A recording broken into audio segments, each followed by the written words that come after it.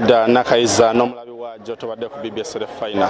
Wenyimiridde ye paaka enkadde abamu bagamba nti ate obaolyawo yempya kwerira okuba bakagikola naye nga ekitulese wano y'ensonga y'okubeera nti abantu bangi bazzemu okutambuza emirimu gyabwe mu kibuga Kampala ate okwawukanako n'ebifo ebirala naye nga wano mu paaka we tuli emmotoka zitikka era abantu bagenda mu byalo ebyenjawulo gyenyimiriddeko ye stage eriko emmotoka ezo ezigenda e Busia kosa n'ebitundu ebyenjawulo muli Bugiri, Mbale, Tirinyi, Kapchora n'ebitundu ebirala.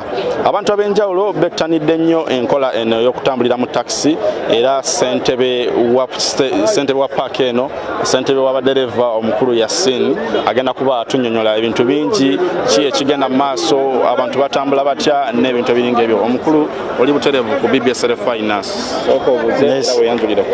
Nesimye okubeera ku mpewo za BBSKATI final TV Obwakabaka bwa Buganda. Embeera ya Christmas eno eyawukanyeko ne Christmas ezize zibeerawo emabega olw'okuba nti abantu tebatambudde nga bwe twali tukisuubira, naye era abantu babadde balina ennyonta ey'okubeera nga balina okutuuka mu byalo balabe abantu baabwe.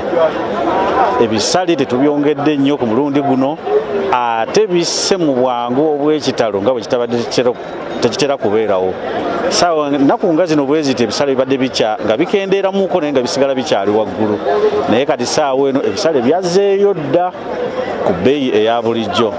Naye ekirala ekyokubiri ekirabikidde mu gundi eno okusoomooza okubaddemu okw'amaanyi nti amafuta gakyali waggulu nnyo.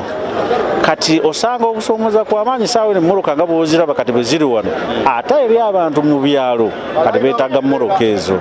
Kati emmoloka eno okuva wano egende ejjeyo abantu bali ebaleete wano yeetaaga okwongeza ku ssente esobole okubeera nti ekavalinga amafuta ago naye okubeera ng'efunamu. Naye ng'ate ekizibu ekiriwo n'abantu bennyini b'oyongeza ssente tebaziina. Kati bisigala okusoomozebwa kw'amaanyi oba okwongezebwako kubeera kutono nnyo, naye ng'abantu generally twebaza Katonda nti embeera at least ekyuseemuuko. Naye ekirala kyempinza okukoonako kyekya abantu engeri gye bakyusizza mu ndaba yaabwe ey'ebintu. Abantu tebakyayagala kati kwonoona nnyo, era bw'alaba abantu bonna wayinza okusevingira ogenda okulaba abantu batambulanga nnyo ne famire zaabwe zonna biki, naye ekitaliiwo kati muntu omulaba nga omu babiri be batambudde ate nga abantu baali bangi abatambulako obudde buno. Abantu balabikira ddala nti tebakyayagala, naye ekibaleese ate okuleka nga babeeramu waliwo ekintu kye tuzudde nti bwe tubadde tuvuga emmoloka zino okugenda wabeerawo emmotoka entono nnyingi nnyo ezibeera ku makubo nga zigenda mu byalo. Ku mulundi guno kirabika nti n'abantu okubeerawo okwo be tulabye abantu bettanidde nnyo kutambulira mu takisi olw'okubeera nti basobodde okukekkereza. Ssentebe, obuzibu obulala obuyinza okuba nga bolekedde abantu abadde batambudde nga bagenze mu byalo okubeera nti ate emmotoka ennyingi ezabatwala zo zaakomawo ate abantu abo bakyali mu byalo, olowooza bagenda kudda batya? Abantu abo esisitemu ya takisi ekyukakyuka okusinziira ku mbeera nga bweri. Essaawa eno akati abantu abo era nga olwaleero luno ku 27 abasinga obungi n'ofiisi zigenda kuggulwawo, ojja basanga ku kkubo nga bangi nnyo. Kati ezimu ku mmoloka zisalawo ne ziyita ku bbali ne zivuga nga tezirina bantu, naye nga tageti yaabwe bamanyi nti okuva eri bagenda kufuna abantu bagenda okujja nabo. Kyova olaba nti abantu abo basanga obuzibu nti bbeeyi kati saawa eno ate gye bali kugenderako kati ate si gye bayinza kuviirako eri, naye ng'ekireeta ekyo nti omuntu alina ogivuga enjereere agenda abajjeyo.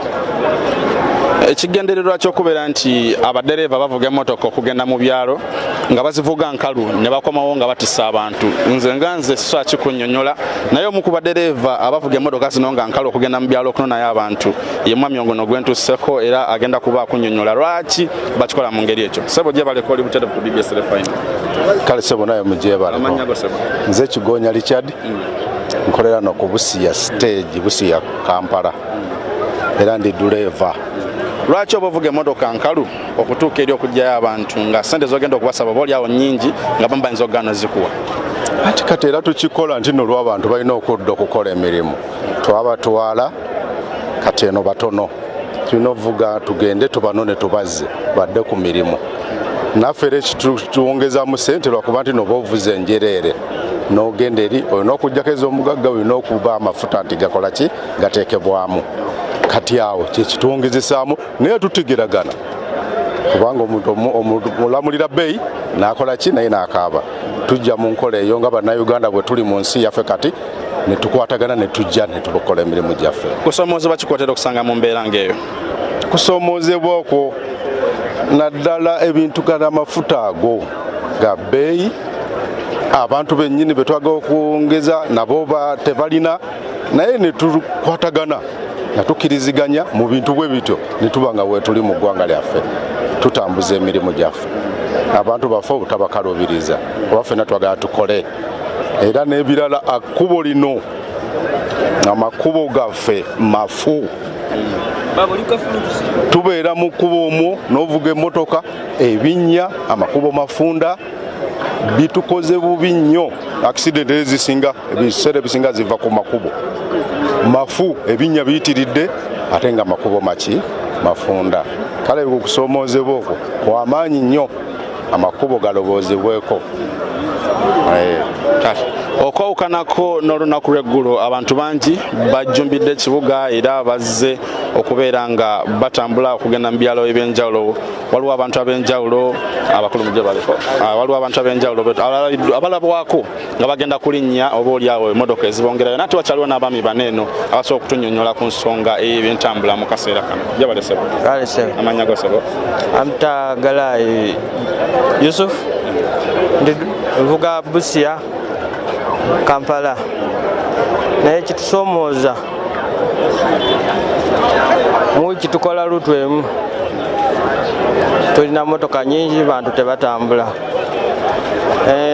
Ekirala butanda, bantu tulese obutanda ne tuba nga tuteekako baga z'abasaabaze, ateekako ebingi bamuvunaane. Kubanga kati amafuta twali tunywa 14,000, katugenda n'okukoma tunywa 32,000 mu wiiki, okola lutu emu, kati tuli awo. Ki ekyandibadde kikolebwa okumalawo obuzibu obwo?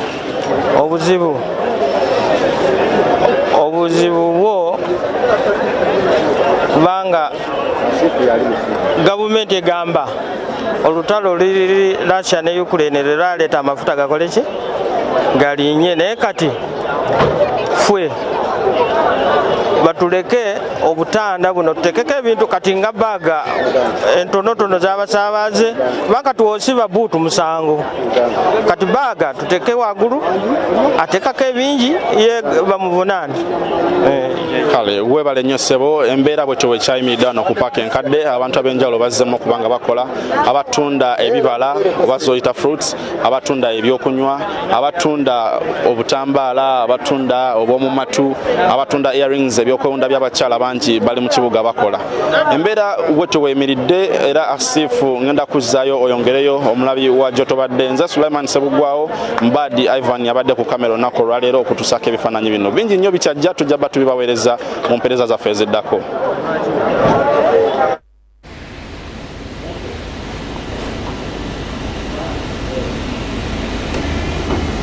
Kale weebale nnyo Sulaiman Sebugwawo, nga bwakutegeezezza tujja kuba tukutuusaako emboozi eyo mawulire